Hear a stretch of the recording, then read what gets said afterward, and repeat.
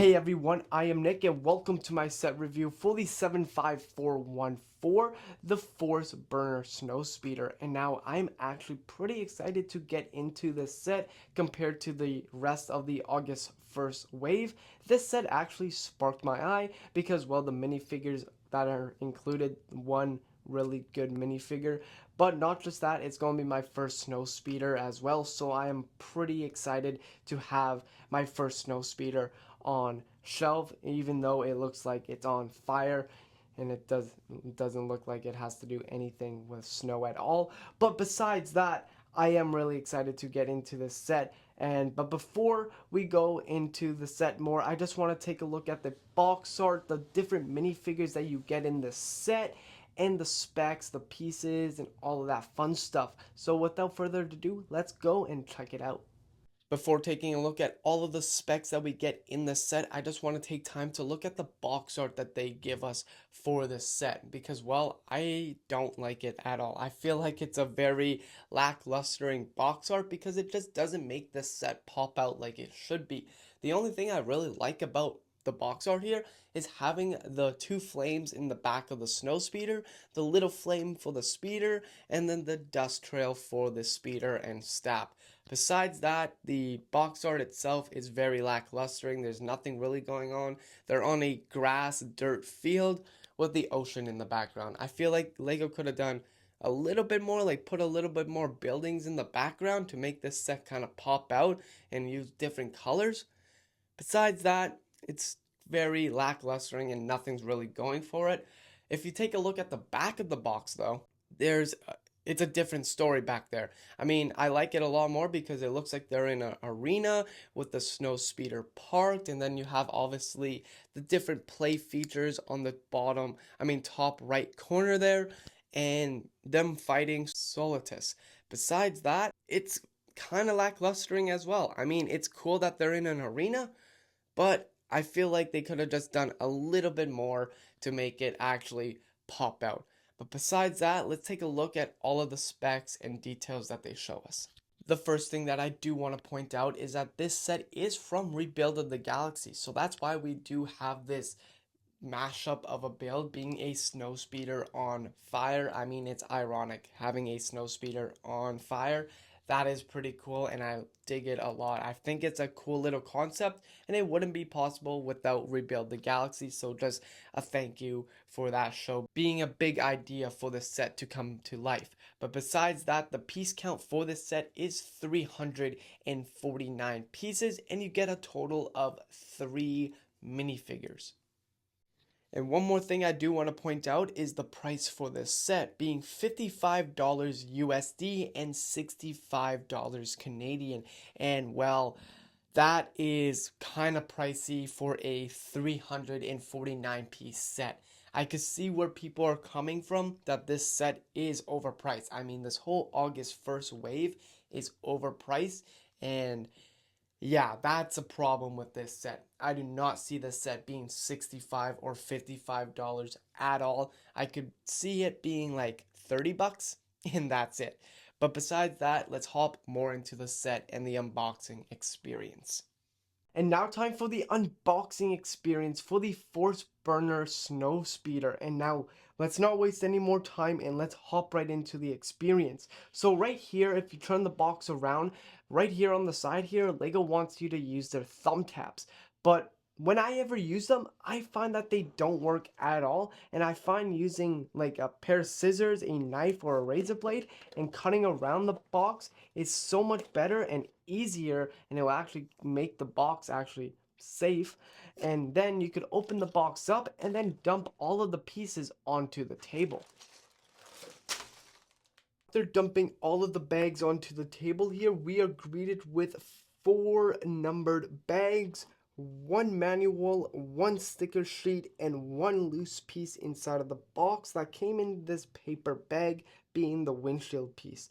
But besides that, if you guys want to come back to the manual and scan the QR code on my video here, there's a free 20 points for watching my video.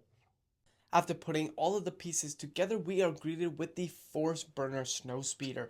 and it is a cool set. I will say that. I love how it looks, but let's not talk about the SnowSpeeder right now, and let's talk about the minifigures that we get in this set. The first minifigure that we're going to be taking a look at is Sig, and I'm pretty sure he is a Jedi. Just let me know in the comments below if I am wrong. But the one cool thing about this minifigure is that he comes with an orange lightsaber, and from my personal experience, I don't think we've ever gotten a orange lightsaber for a minifigure before, so this is unique for this minifigure, and I really dig it. I think it looks really cool, like having that frosty color orange for a lightsaber is a cool design. But for the printing for this minifigure, I really like it as well. Like the torso print and the green scarf, I really like. The leg printing I like, but it could use some a little bit of touch-ups. But the back printing as well, having that scarf continuing to go on the back of the neck there, and having his robes and belt printed there as well. Awesome, you love to see it. He also does come with two different face prints, one being a more happy and one of them being a more worried look. The next minifigure that we're going to be taking a look at is Darth Rev, and honestly, I love this minifigure, and I have something to say about him in just a second here, but the torso printing, the leg printing, the back printing, the one arm printing is fantastic. I love the printing for this minifigure. I think Lego did a great job with this minifigure. And this is what my theory is. We got Darth Rev in the 2024 Dark Falcon, and if you put these two minifigures side by side each other, they have a lot of similarities. Just the newer one looks like a battle damaged version compared to the old one. If you take a look at them side by side, the top right corner of the light strip there is in the same exact spot. The chest plate on the newer one just looks like it got ripped off from the older one, and same with the leg pieces. It looks like the panels for his legs got ripped off in battle, and same with the arm print. The missing arm sleeve as well. Just it's a dead giveaway that these two are the same minifigure, obviously, but one's just a battle damaged version. And I love that. That's such a cool little detail that Lego didn't really need to add. They could have just reused the same minifigure, but they didn't. It's a whole new print all the way around this minifigure, and I like that. The only thing that's the same out of the two minifigures is the arm printing and the belt printing. Besides that, they're the exact same minifigure, and that is so cool. Just one's battle damage and one's just a regular Darth Rev. So let's move on to the next minifigure. The next minifigure and the final minifigure that we're going to be taking a look at is Solitus, and wow, I think a lot of people are surprised that this minifigure has found its way into a Lego Star Wars set. I mean, who would have thought that we would be getting Solitus as a minifigure? But it's the year 2025 and we finally did, and he looks, in my opinion, amazing. I really like his gunmetal gray color for his body, and the printing for his torso and legs are pretty good. His back printing is a little bit lackluster, but that's okay because he has a cape. But I really like the sand blue color that they chose for his robes with white mix in. I think it looks awesome. And if you guys are wondering, he is the same species as Cad Bane, so if you're wondering why they look familiar, that is why. I like his bright red eyes as well. It looks very menacing when you have that hood piece on. And then let's just talk about the elephant in the room for this minifigure, the lightsabers. They're purple lightsabers, but they're connected by chains. That is a cool design choice by Lego. I mean, if you read the Legends or know about Legends, you would know that he does wield two lightsabers with chains connected to them. So that's just cool in itself. I mean, who would have thought, like I said, we would be getting this minifigure in a set, but he is finally here and he looks fantastic. The first thing I want to take a look at is the SnowSpeeder, and well, this is a different SnowSpeeder that we have gotten in the past. It is a more bulkier, more bigger version of it. The reason that is because, well, it has to fit a minifigure on it and not a droid, so it is a little bit beefier. I like that the engines are bigger. That's the one thing that I did notice, because, well, in universe it has to be bigger to fit a heavier object on it. So that is a cool small little detail that Lego added. And well, to connect Solitus on it, it's pretty easy. Just connect him with the handrails and put his legs onto the little connectors there, and then you'll be set. The next build that we get in the set is a tiny little bike speeder or snow speeder, whatever you guys want to call it. And it's very dainty. It's very tiny. It's the size of my palm. It's not big at all. You could actually attach it to the snow speeder, so that is cool. And placing a minifigure inside is relatively easy. But to place it inside of the snow speeder, all you guys want to do is turn the snow speeder upside down, and you see this little hook piece. You just want to connect it into that rod, and then you'll be good to go. Now let's talk about the actual snow speeder itself. And well, I have a lot to say about this because I honestly, quite frankly, like this set. But there are some negatives that I do want to point out, and we'll talk about that right away. I don't like the fact that this set has stickers. Yeah, most Lego Star Wars sets have stickers, but I feel like this one just shouldn't have had any stickers at all, and I feel like it would have looked a lot better if all of these details were printed parts. Yeah, Lego would have raised the price so much more, but I feel like if we are not looking at price and all of that, we would have preferred printed parts because, well, honestly, yeah, stickers give detail, but the fact that these stickers should have been printed is kind of just a missed opportunity for Lego at least. But besides that, that's all of the negativity that I could really think is the stickers. Now let's talk about all the positives that this set grants us. Now time to look at all of the positives this set has in store for us to look at. And well, there is a lot on my list because this is the first snow speeder I have ever got, and I might be a little bit biased about that, but let's go into it. I like the windshield piece, at least the tint for it. It's not too dark, it's not too light. I think it's like perfect. You could clearly see a minifigure in it, but on the back side of the tint, you cannot really see a minifigure. So that is the cool part about it. I think that looks really good.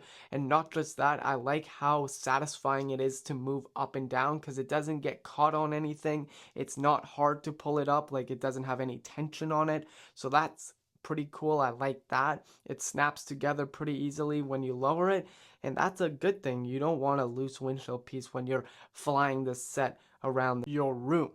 But anyways, besides that, I want to take a look at the middle of the ship here, at the engines. I think the engines for the ship going from the middle of the ship all the way to the back of the ship is a very unique style. Obviously, that's how it's like in universe, but how Lego made it come to life is just another story. I like how they built it. I think it looks awesome the way they did it, and I cannot complain about it at all because, well, it looks pretty good. There's no loose pieces at all, which you love to see.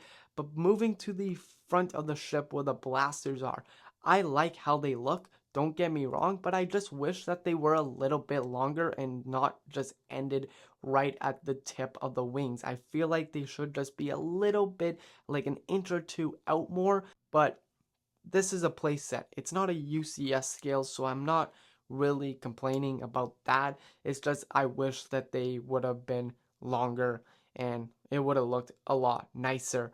But besides that, this set is so good looking. Let's give it that swooshability test now.